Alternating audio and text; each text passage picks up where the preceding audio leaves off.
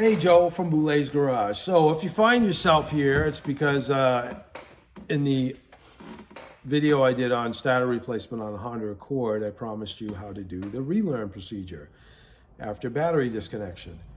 And so I worked at Honda for 20 years as a factory trained tech. I left there in 2004.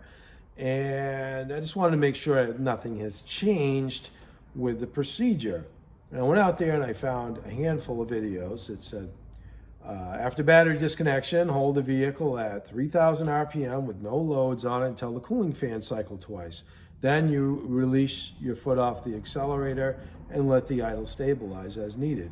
They don't tell you to make sure your garage doors open or you're outside with the car when you do this. So you don't want to get carbon monoxide poisoning. I think you probably get that once and that's about it. If you're lucky. But anyway, so I called my buddy Randy. He still works down at Honda.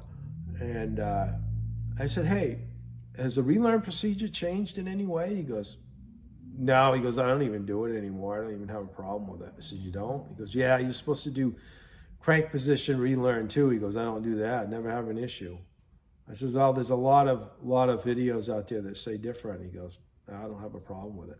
So I've always done it the way I do it, you know, let the car run idle till the cooling fan cycle twice and you're usually good.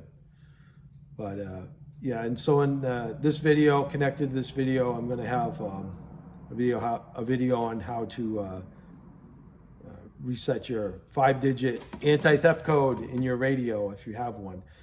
But anyway, until next time, I'll talk to you later. Have a good night. Okay, let's say that you just disconnected your battery for whatever reason. Maybe you replaced it or had work done. And you have this screen pop up on your Honda. So there's a security code, 5-digit security code. More times than not, you may find, or when you have your car, when you buy it, they should give you a credit card sized card, plastic card that may be in your glove box or you keep it in a safe place.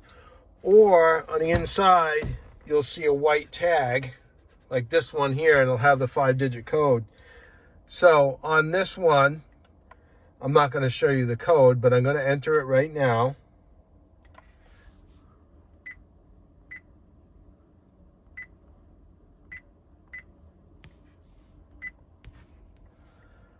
All right, so I entered it. Now it works.